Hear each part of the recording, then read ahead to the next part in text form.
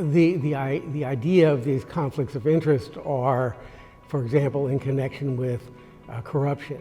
In a politicized world, you can't be confident that an executive will investigate itself, of course, nor can you be confident that the executive investigations of legislators will be fully honest or neutral.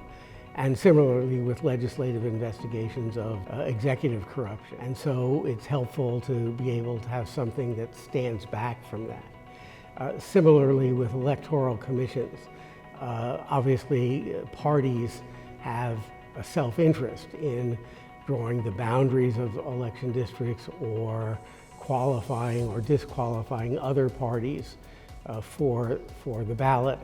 And so again, it's helpful to have an independent agency, independent of the traditional branches.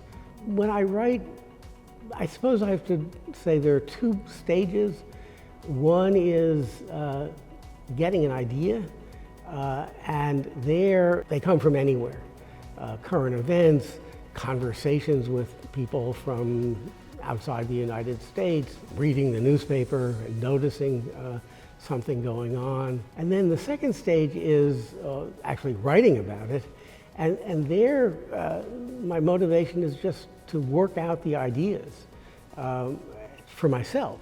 Then afterwards I publish them, but publishing is actually not the most significant act or motivation for writing. It is just to work out these ideas that seem to me interesting.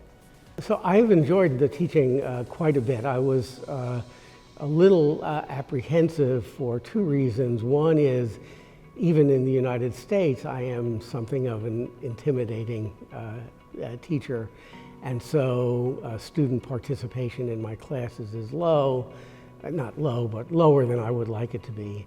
And second, there's this stereotype about Asian students that we have in the US that they are reticent.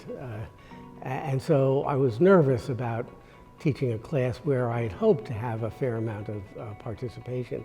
It's turned out that that was wrong. The students are participating certainly at the level that I get in the US, maybe a little higher. Of course, not everybody is participating, but I've gotten some very good comments from students, and the discussion has been reasonably lively. So I've enjoyed it a lot. This is the longest time I've been in Singapore, and when I came, I decided I was going to not really be a tourist, which I'd done before, but be more like an expat. So I did a fair amount of walking around in the sort of Orchard Road area and the downtown area. I suppose the one thing I did do a lot of, which I enjoyed, was to go to different hawker centers. I think I went to 4 or 5 different ones since I've been here. And it's fun, and you get to eat stuff that I wouldn't otherwise eat. So I suppose that was the most enjoyable part of it.